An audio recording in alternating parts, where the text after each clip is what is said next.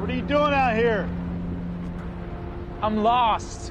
In 2014, an actor gave a performance so transformative, so deeply unsettling, I like to say that if you're seeing me, you're having the worst day of your life. that it seemed impossible he wouldn't be recognized. He lost 30 pounds. He studied coyotes and hyenas. He created one of the most disturbing characters of the decade. And then, the Academy didn't even nominate him. This is the story of Jake Gyllenhaal in Nightcrawler, and why sometimes a performance can be too good, too uncomfortable, and too real for Hollywood to acknowledge. When you watch Nightcrawler, the first thing that hits you is how Lou looks. Gyllenhaal shed 30 pounds for the role, bringing his weight down to create this gaunt, hollow-cheeked predator stalking the streets of Los Angeles. In interviews, Gyllenhaal revealed he would run 15 miles every night from his house to the Hollywood Hills. He'd run in the dark, in the same neighborhoods where his character would film. He wasn't just losing weight. He was inhabiting the nocturnal world of his character. Gyllenhaal studied coyotes and hyenas for the role. Think about that choice for a moment. Not wolves, which have a certain nobility. Not lions, which are regal. Coyotes and hyenas. Scavengers who thrive in urban environments, who feed off the misfortune of others. He also never blinked as much as possible during scenes.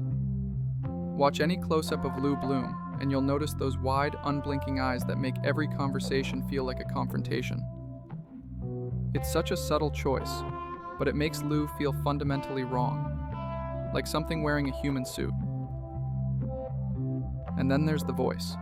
Now, I'm not fooling myself, sir. Having been raised with the self-esteem movement so popular in schools, I used to expect my needs to be considered. Gyllenhaal developed this overly articulate, almost robotic way of speaking. You didn't soften the truth or dilute it. I think being clear with your objectives is more important than trying to present your ideas in a non-confrontational manner. Lou talks like someone who learned human interaction from self-help books and motivational seminars. Every word is calculated. There's no naturalness to it. It's the uncanny valley of human speech. I can tell by your tie, it's Friday.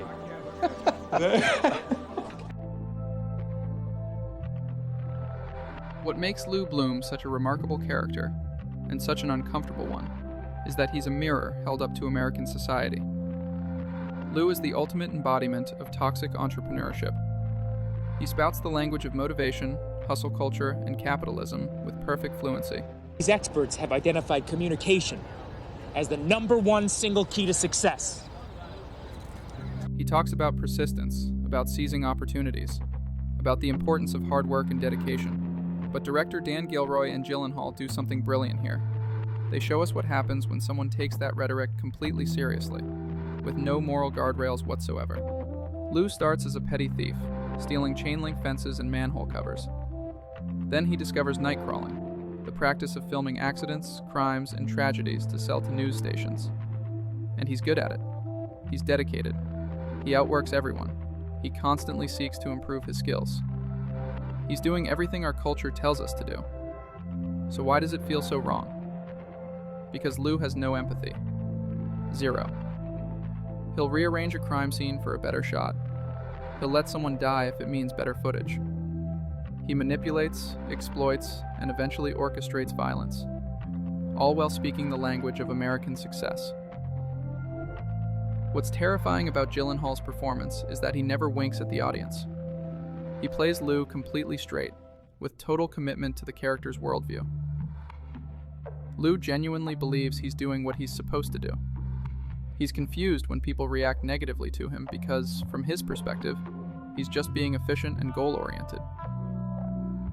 Gyllenhaal creates this character who is simultaneously repulsive and fascinating.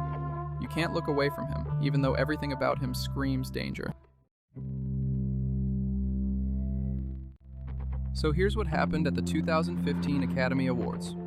The Best Actor category that year included Eddie Redmayne for The Theory of Everything, Michael Keaton for Birdman, Benedict Cumberbatch for The Imitation Game, Bradley Cooper for American Sniper, and Steve Carell for Foxcatcher.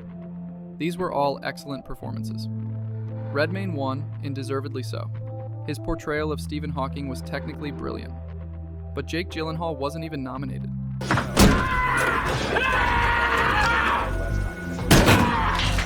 Nightcrawler received a single Oscar nomination for Best Original Screenplay. That's it. No Best Actor, no Best Director, no Best Picture. The film was released in October 2014, right in the heart of Oscar season. The reviews were overwhelmingly positive. Critics everywhere were calling Gyllenhaal's performance career best work, transformative, terrifying. And yet, nothing. So what happened? There are a few theories. First, Open Road Films, the distributor, was a relatively small studio without the massive Oscar campaign machinery of the major players. Second, and perhaps more importantly, Lou Bloom is an almost aggressively unlikable character. There's no redemption arc, no moment of humanity, no tragic backstory to make us sympathize. He starts as a sociopath and ends as a sociopath who's just more successful. The Academy has a long history of rewarding performances where actors play likable people, or where villains have some humanizing quality. Lou Bloom offers none of that comfort. Here's why the Nightcrawler snub is significant beyond just one actor being overlooked. It reveals something about how we evaluate greatness in acting. Are we recognizing what's actually difficult and transformative, or are we recognizing what makes us feel good? Playing Stephen Hawking required incredible physical control and technical skill, but playing Lou Bloom required Gyllenhaal to go somewhere genuinely dark and stay there for the entire film without any relief. There's no scene where Lou gets to be sympathetic, no moment where the actor can break the tension with warmth. It's relentlessly uncomfortable, which is exactly what the role requires. The greatest screen villains, Hannibal Lecter, Anton Chigurh, Daniel Plainview, they all have something magnetic about them. Lou Bloom is magnetic too, but in a way that makes your skin crawl. He's the guy who corners you at a party and won't stop talking about his business ideas. He's every toxic boss who treats people as resources.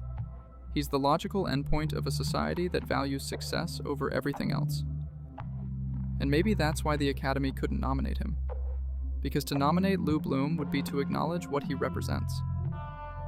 It would mean sitting in a room full of Hollywood executives and entertainment industry professionals and celebrating a character who embodies the worst aspects of ambition, media manipulation, and moral emptiness. It would be too close to home.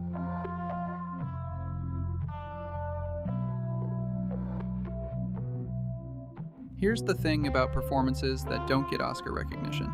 Sometimes they endure longer than the ones that do. How many people remember that Eddie Redmayne won Best Actor in 2015?